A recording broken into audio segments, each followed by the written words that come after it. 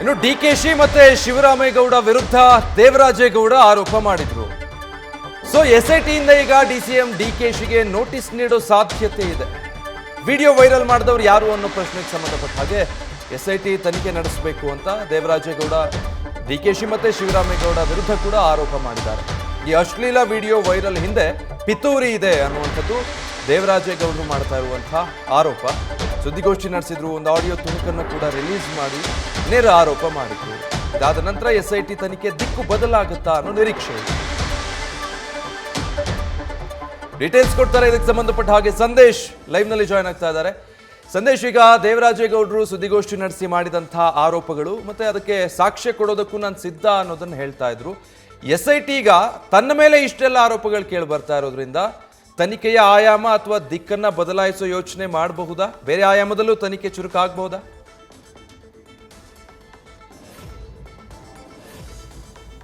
ವಿಜಯ್, ಈಗ ಎರಡು ಆಯಾಮಗಳಲ್ಲಿ ಈಗಾಗಲೇ ತನಿಖೆಯನ್ನ ಎಸ್ಐಟಿ ಅಧಿಕಾರಿಗಳು ನಡೆಸ್ತಾ ಇದ್ದಾರೆ. ಅಂದ್ರೆ ಪ್ರಮುಖವಾಗಿ ಒಂದು ಏನು ಅಶ್ಲೀಲ ವಿಡಿಯೋ ವೈರಲ್ ಪ್ರಕರಣಕ್ಕೆ ಸಂಬಂಧಪಟ್ಟಂತೆ ಈಗಾಗಲೇ ಯಾರು ವೈರಲ್ ಮಾಡಿದ್ರು ಆ ವಿಡಿಯೋಗಳನ್ನ ಅನ್ನೋದಕ್ಕೆ ಸಂಬಂಧಪಟ್ಟಂತೆ ಒಂದು ಕಡೆ ಎನ್ಕ್ವೈರಿಯನ್ನ ಮಾಡ್ತಾ ಇದ್ದಾರೆ, ಮತ್ತೊಂದು ಕಡೆ ಸಂತ್ರಸ್ತ ಮಹಿಳೆಯರಿಂದ ಹೇಳಿಕೆ ದಾಖಲು ಮಾಡಿಕೊಂಡು ಆರೋಪಿ ಯಾರಿದ್ದಾರೆ ಅವರಿಗೆ ಸಂಬಂಧಪಟ್ಟಂತೆ ಹುಡುಕಾಟವನ್ನ ನಡೆಸುವಂತ ಕೆಲಸವನ್ನ, ಜೊತೆಗೆ ಸಂತ್ರಸ್ತ ಮಹಿಳೆಯರು ನೇರವಾಗಿ ಬಂದು ಏನ್ ಕಂಪ್ಲೇಂಟ್ ಕೊಡ್ತಾ ಇದ್ದಾರೆ ಆ ಎಲ್ಲಾ ಕಂಪ್ಲೇಂಟ್ ಗಳನ್ನ ದಾಖಲು ಮಾಡಿಕೊಳ್ಳುವಂತ ಕೆಲಸವನ್ನ ಮಾಡಲಾಗ್ತದೆ.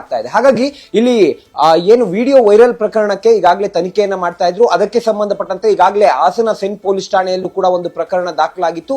ಪ್ರಕರಣ ದಾಖಲಾದ ಬಳಿಕ ಆ ಒಂದು ಆಂಗಲ್ ನಲ್ಲೂ ಕೂಡ ಈಗಾಗಲೇ ತನಿಖೆಯನ್ನ ನಡೆಸ್ತಾ ಇದ್ರು. ಆದರೆ ವಿಡಿಯೋ ವೈರಲ್ ಪ್ರಕರಣಕ್ಕೆ ಸಂಬಂಧಪಟ್ಟಂತೆ ಪ್ರಕರಣದ ತನಿಖೆ ಚುರುಕಾಗ್ತಾ ಇಲ್ಲ ಅಷ್ಟೇ. ಅಂದ್ರೆ ಇಲ್ಲಿವರೆಗೂ ಕೂಡ ಈಗಾಗಲೇ ದೇವರಾಜೇಗೌಡ ಡಿಸಿಎಂ ಡಿಕೆ ಶಿವಕುಮಾರ್ ಅವರ ಮೇಲೆ ಆರೋಪವನ್ನ ಮಾಡಿದ್ದಾರೆ. ಅಂದ್ರೆ ಆಡಿಯೋಗಳನ್ನ ರಿಲೀಸ್ ಮಾಡಿ ಇದರ ಹಿಂದೆ ಕಾನ್ಸ್ಪಿರಸಿ ನಡೆದಿದೆ, ಜೊತೆಗೆ ಈ ವಿಡಿಯೋ ವೈರಲ್ ಆಗೋದಕ್ಕೆ ಕಾರಣ ಎಲ್.ಆರ್. ಶಿವರಾಮೇಗೌಡ ಹಾಗೆ ಡಿಸಿಎಂ ಡಿಕೆ ಶಿವಕುಮಾರ್ ಅಂತ ಆರೋಪವನ್ನ ಮಾಡಿದ್ರು. ಹಾಗಾಗಿ ಮುಂದಿನ ಹಂತದಲ್ಲಿ ಎಸ್ಐಟಿ ಅಧಿಕಾರಿಗಳು ಡಿಸಿಎಂ ಹಾಗೆ ಎಲ್.ಆರ್. ಶಿವರಾಮೇಗೌಡಗೆ ನೋಟಿಸ್ ಅನ್ನ ಕೊಟ್ಟು ವಿಚಾರಣೆ ಮಾಡುವ ಸಾಧ್ಯತೆ ಕೂಡ ದಟ್ಟವಾಗಿರುವಂತದ್ದು. ಯಾಕಂದ್ರೆ ಇಬ್ಬರ ಹೆಸರು ಕೂಡ ಈಗಾಗಲೇ ದೇವರಾಜೇಗೌಡ ಹೇಳಿದ್ದಾರೆ, ಜೊತೆಗೆ ಅದಕ್ಕೆ ಸಂಬಂಧಪಟ್ಟಂತೆ ಸಾಕ್ಷ್ಯಾಧಾರಗಳನ್ನು ಕೂಡ ಕೊಟ್ಟಿರೋದ್ರಿಂದ ಆ ಸಾಕ್ಷ್ಯಾಧಾರಗಳ ಆಧಾರದ ಮೇಲೆ ಅದನ್ನ ಮುಂದಿಟ್ಕೊಂಡು ಡಿಸಿಎಂ ಡಿಕೆ ಶಿವಕುಮಾರ್ ಹಾಗೆ ಎಲ್.ಆರ್. ಶಿವರಾಮೇಗೌಡ ಇಬ್ಬರ ವಿಚಾರಣೆಯನ್ನ ಎಸ್ಐಟಿ ಅಧಿಕಾರಿಗಳು ಮಾಡ್ತಾರಾ? ಯಾಕಂದ್ರೆ ಈಗ ಒಂದು ಕಡೆ ಮಾತ್ರ ತನಿಖೆಯನ್ನ ಚುರುಕುಗೊಳಿಸಿದ್ರೆ ಮತ್ತೊಂದು ಆಯಾಮದಲ್ಲೂ ಕೂಡ ಅದೇ ರೀತಿಯಲ್ಲಿ ತನಿಖೆಯನ್ನ ಮಾಡಬೇಕಾಗುತ್ತೆ.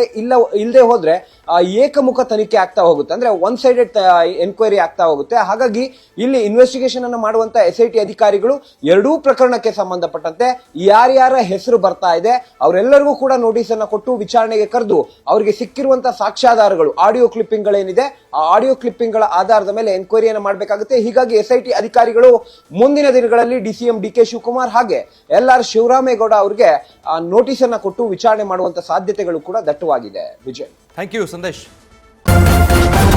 ನ್ಯೂಸ್ ಫಸ್ಟ್ ನಿರ್ಭೀತಿಯಿಂದ ನಿಮ್ಮ ಪರವಾಗಿ.